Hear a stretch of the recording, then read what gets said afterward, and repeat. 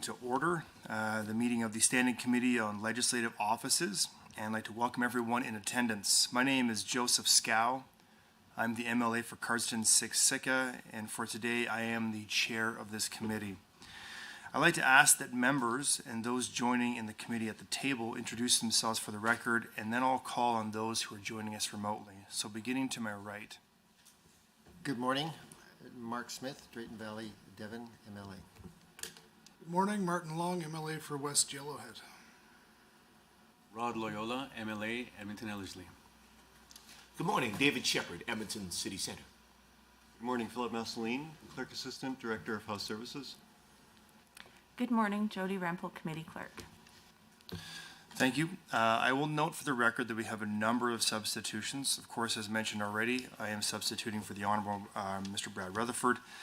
Instead of Honourable Mr. Milliken, we have Honourable Mrs. Allard as acting Deputy Chair and Mr. Roswell as substitute the committee member.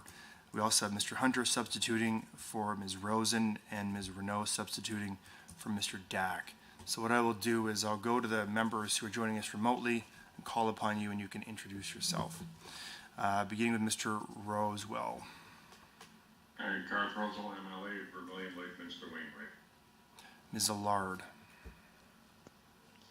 Good morning, Tracy Allard, MLA for Grand Prairie. Mr. Ceci. Good morning, Joe Ceci, MLA for Calgary Buffalo. Ms. Renault. Marie Renault, St. Albert. Mr. Hunter.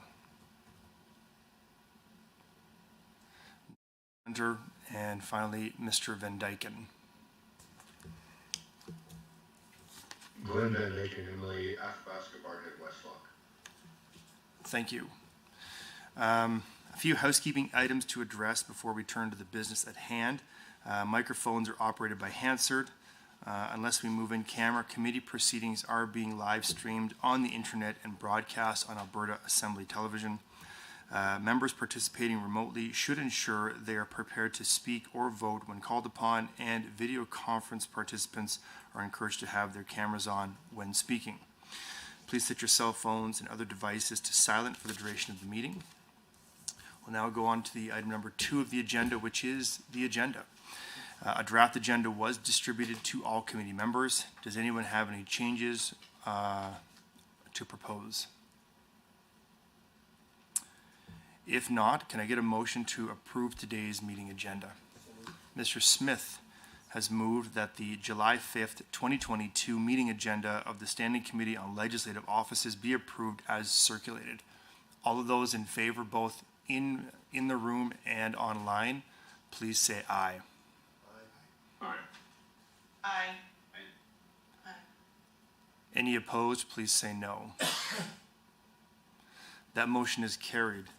And if the committee will allow me to return back to announcements of members who are joining us remotely, I do see Mr. Hunter is now joining us. Mr. Hunter, could you please introduce yourself? Grant Hunter, MLA for Table Warner. Excellent, thank you. Item number 3, adoption of meeting minutes. Draft minutes for the previous meeting have also been distributed. Are there any errors or omissions to note? Seeing none. Could I get a member to approve the meeting's minutes as distributed?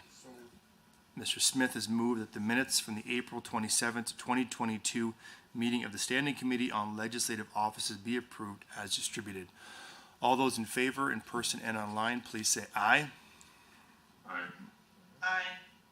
Aye. Any opposed, please say no. That motion is carried. Item number 4 would be review of the draft amendment to the publication ban, court applications and orders regulation. Section 131.1 of the Child and Youth and Family Enhancement Act states that no regulation shall be made prior to being considered by an all-party committee of the Legislative Assembly. In accordance with this legislation, on May 25th, the Legislative Assembly agreed that Government Motion 30, which ordered that the Standing Committee on Legislative Offices is an all-party committee responsible for reviewing the proposed amendment to the existing publication ban or regulation. Just a quick history lesson, if I may. When the government proposed this publication ban regulation, it was reviewed pursuant to the same legislative requirement by the Standing Committee on Families and Communities in 2014. Number 2, the letter from the Ministry of Children's Services. Unlike the committee in 2014, this time around, we are considering a proposed amendment as opposed to an entirely new regulation. On June 6th, the Minister of Children's Services sent a letter to me as chair of this committee, providing that the draft amendment to the regulation, currently the publication ban regulation, is scheduled to expire on September 30th of 2022. The proposed amendment would move the expiry date to September 30th, 2027. So now on to review of the draft amendments, review of the process and discussion. Having seen the letter from the minister and the proposed amendment to the regulation, do the committee members have any thoughts or amendments to review? I see Mr. Smith has caught my eye. Okay, thank you, Mr. Chair. I would put forward a motion, if that's possible. Just a quick question, Mr. Smith. Yeah. Does the motion you're about to put forward, was it put on notice in the appropriate time? I believe it was. Okay, please proceed. Okay. MLA Smith to move that the Standing Committee on Legislative Offices confirm that it has considered and supports, in accordance with Section 131.1 of the Child, Youth and Family Enhancement Act, the draft publication ban, court applications and orders, expiry date extension, amendment regulation, as set out in the letter of the Minister of Children's Services to the Chair of the Committee dated June 6th, 2022. Okay.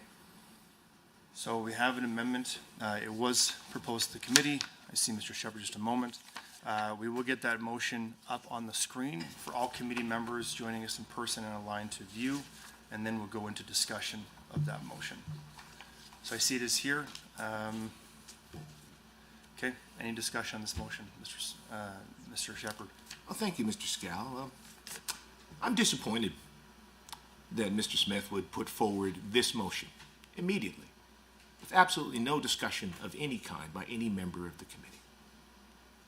So we had another motion on the record. It was pretty straightforward, simply to have a technical briefing from Children's Services to understand more about this situation, this particular regulation.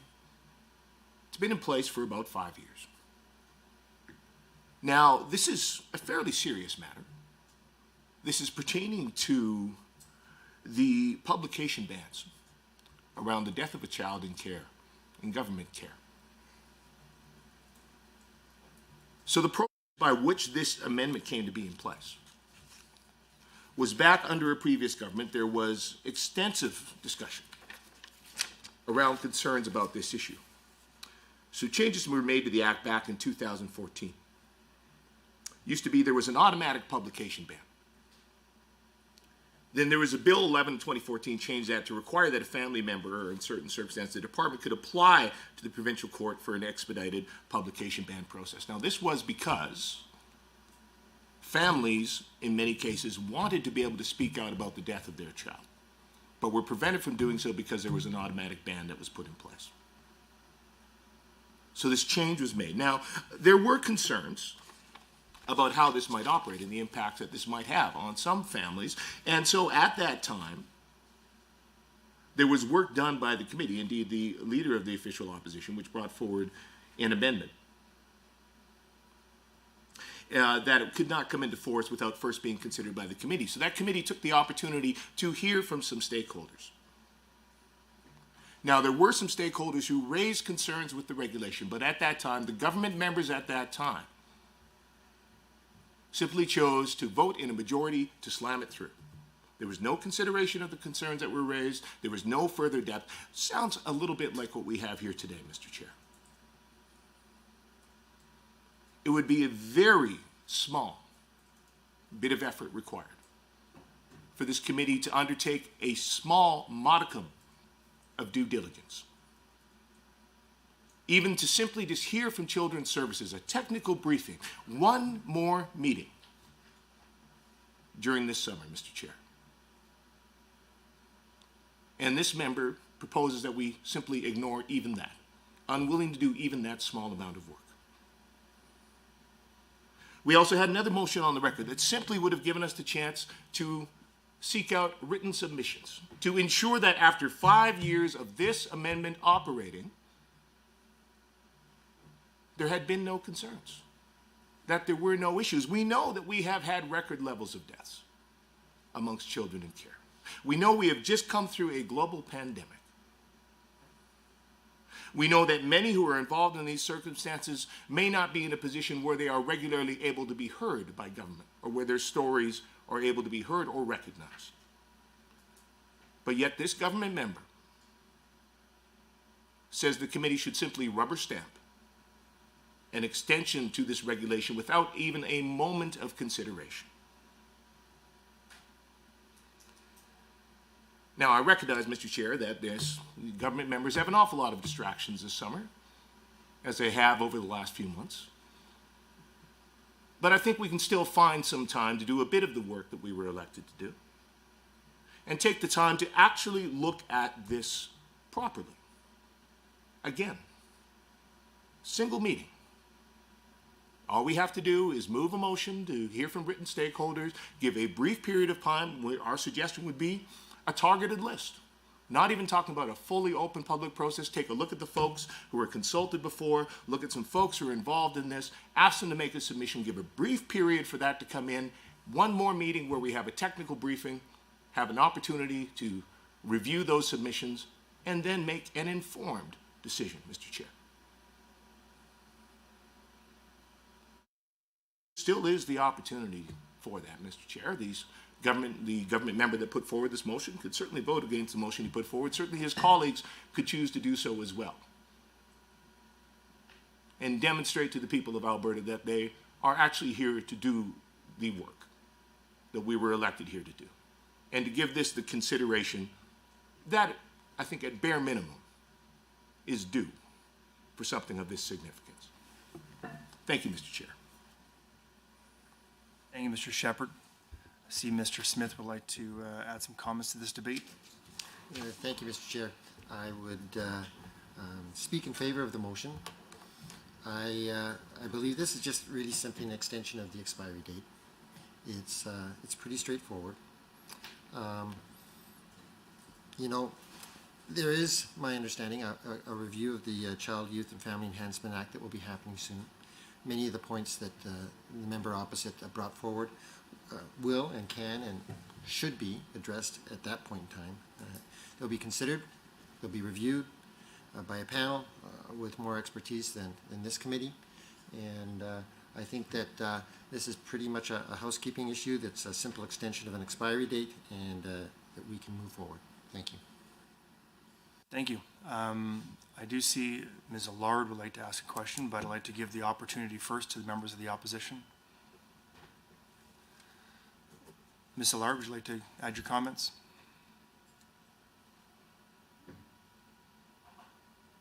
Sure, thank you. Thank you, Mr. Chair. I would agree with MLA Smith.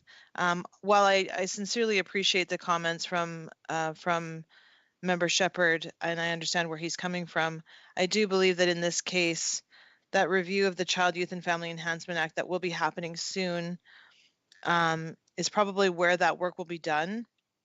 And I would argue maybe where that work should be done. It'll be considered during that review by a panel with much more expertise than this committee has. And just delaying the process could possibly jeopardize the safeguards that are currently in place moving forward, and I wouldn't want to do that either.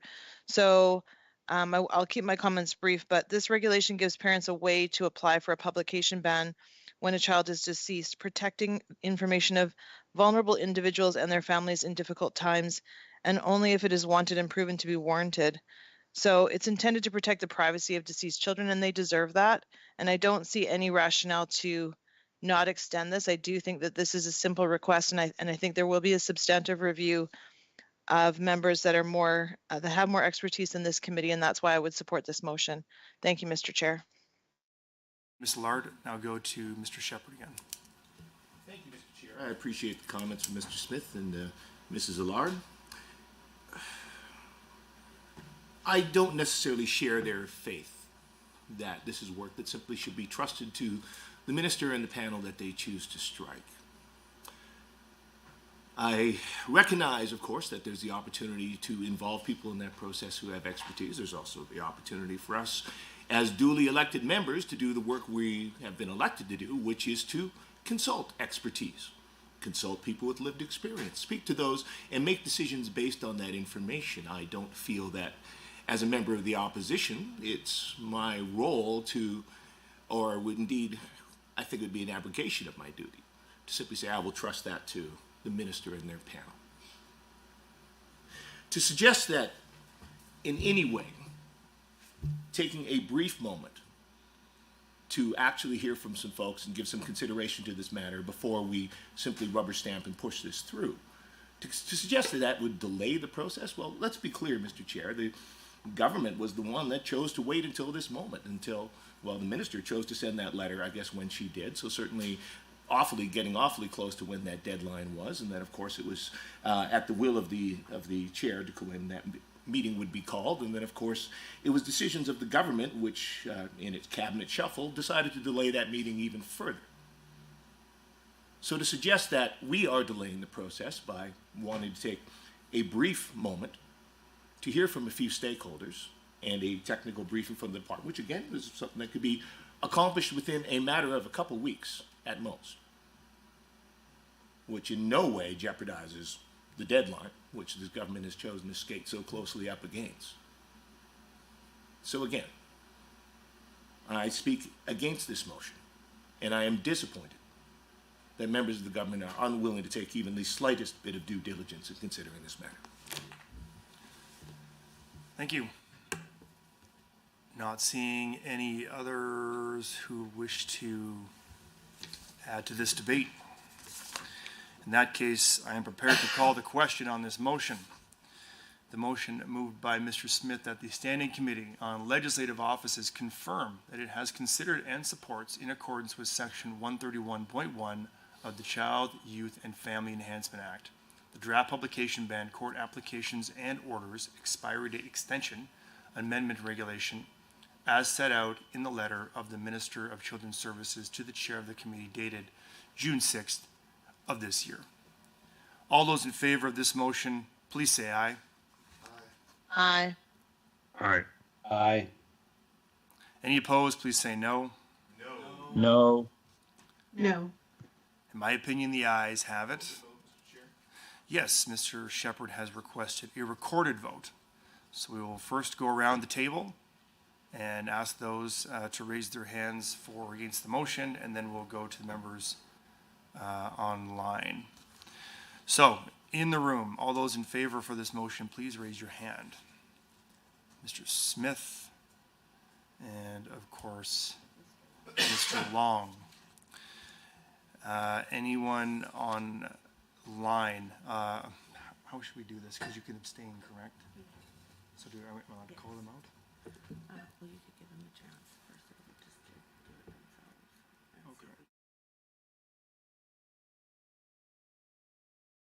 Okay. What we'll do then is, if you are in favor of this motion online, please just state your name and say aye. Gareth Roswell, aye.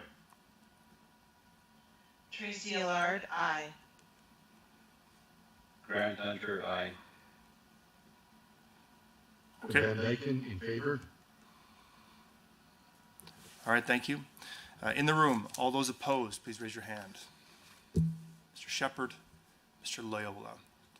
Online, those opposed, please state your vote. Joe CC opposed. Marie Renault, opposed.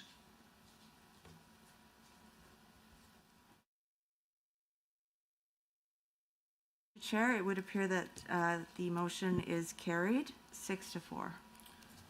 Thank you very much. The motion is carried. Moving on to other business.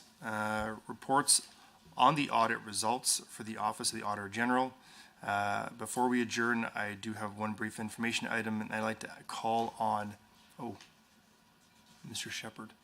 Thank you, Mr. Chair. I just wanted to ask a point of clarification about how we will proceed on this. So the vote has been taken on this amendment. We'll go forward. Is there a report of any kind that would be generated from this meeting or this process. I'll defer to Ms. Rempel. Thank you, Mr. Chair. Yes, there would normally be a report reflecting this decision of the committee. If you're considering a minority report, you can certainly have one that will be amended to the main report. We would need to set a timeline for that, I suspect, then. Yes, Mr. Chair, if we could have a date then by which we would need to submit a minority report. And I'll turn to Ms. Rempel. What timeline is suitable for you, for them to submit their minority report? Usually, if we have about a week or so to get everything prepared, that works. If that's reasonable, we So can work with today's that. date is the 5th. The 5th. So you put it at It could be the 12th? Is the 12th a reasonable timeline for you, Mr. Shepherd? I'd like to accommodate you. Certainly, I believe we and our staff can work within that timeline. Does that require a motion on the record? No. No? Understood. We will have a minority report submitted by the 12th. Thank you. We'll just say end of day for ease of purpose instead of throwing an arbitrary time at you. Okay, any other business before we move on to agenda item number 5? Seeing none.